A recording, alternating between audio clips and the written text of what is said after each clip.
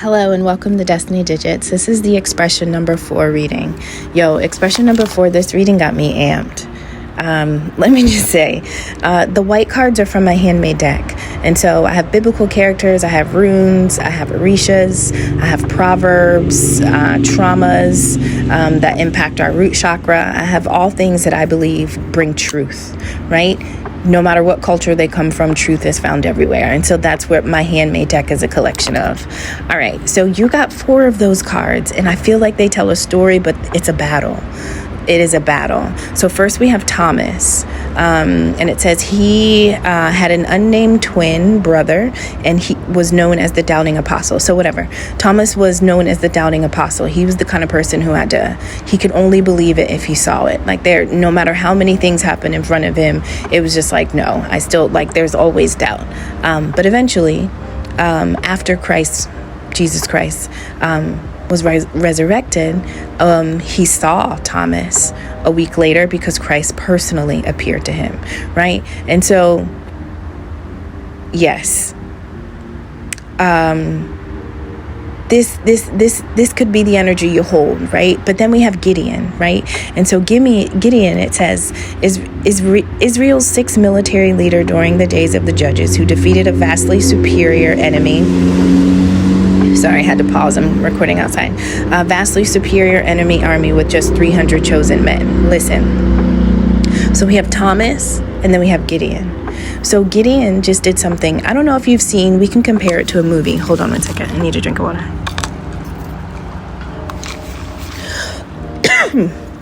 When I think about the story of Gideon, I think about 300.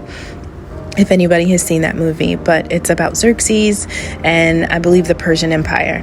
But Gideon, we're talking about Israel now, but it's the same story. It's about against all odds, conquering something that should have annihilated you, right? So we have Thomas, the energy of someone who's doubting. It literally took to the end, you know what I mean?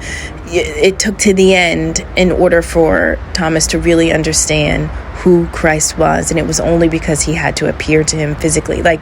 He couldn't believe it, right? And then you have Gideon, which is the energy of doing something that makes no sense.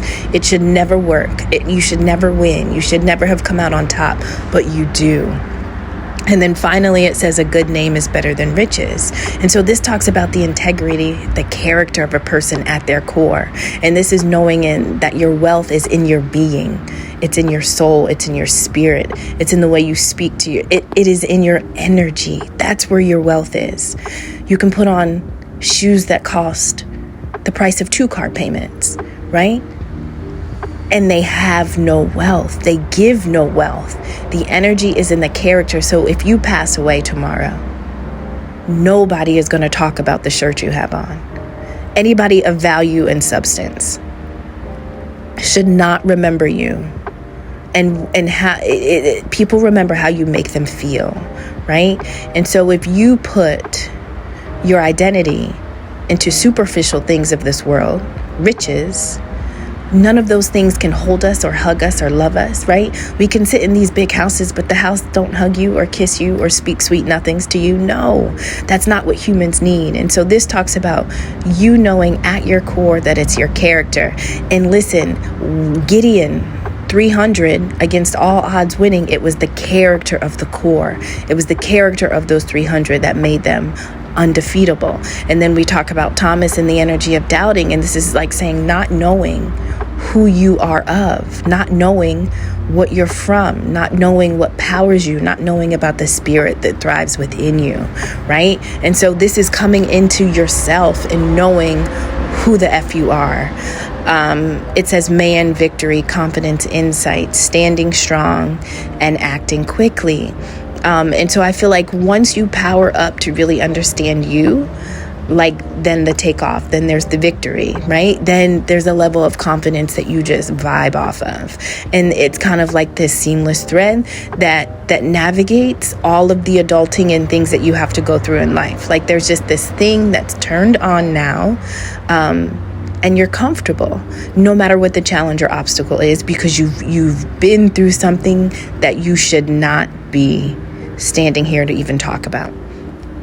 right? And now when you look back, you only know you've arrived because of what's in you, right? And you never needed a certain shoe, a certain house, a certain car, a certain watch. You never needed that to be Gideon, right? You never needed that. All right, let's look at the messages on the bottom. It says, you create your own reality. What you want wants you to. What do you want to experience? And so that kind of showed up under Thomas. And this is just showing you that you actually have more power and in control, right? The very thing that you don't believe in believes in you. So when Christ appears to you, even though you never believed that he could have been resurrected, it's Christ affirming who you are, right? And appearing in your life in some kind of way to say you're worth it. You need to know, you need to be reminded of your worth and your value, so that's the life you create, right? That's the base from which you build upon.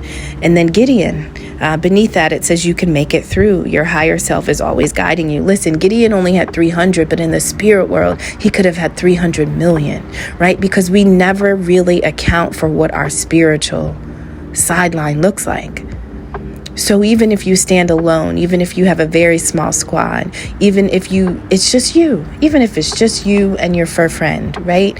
You're not accounting for your tribe in the other realm.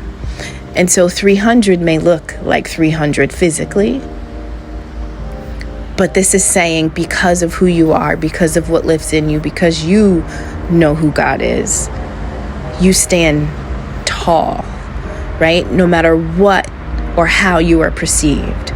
And so you can make it through anything because of what's guiding you. And your higher self is tapped in. And like Thomas, the doubting apostle, at times you need to be reminded, right? And sometimes we have these mini resurrections, these mini moments in life where God comes through to us and we're like, oh yeah, that's God. Thank you. Like we need those but God moments to stand in our Gideon all the time, not sometimes. And, we have 5 of Wands and 4 of Wands. So 5 of Wands, this is kind of my card for family, because you got to be close enough to people to battle like that. This wouldn't be with strangers, right?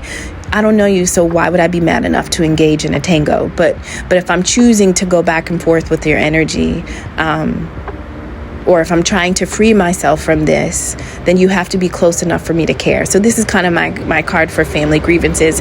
And then even with the 4 of Wands, that talks about relationship success, building a home and a family, having a type of stability. And so this could talk about the obstacles you face in building, or truly obstacles with those closest to you. But again, against all odds, you've gotten to this victory because you knew how you should build, right? Maybe not everybody agrees with the way you move or how you think or what you feel, but not everybody is putting the same gas as you are in their own tank, their vessel, so our body. So what fills you up is God, the Holy Spirit, but that may not be what everybody else is vibing off of, especially if we're talking about riches. These could be people of the world, right? People who really are not tapped in to what we're here to do, and to the fact that this is a spiritual thing, right? And so 4s, you are teachers, you are builders, and I feel like you understand what the best type of supplies and materials are to build whatever you want to create in this world.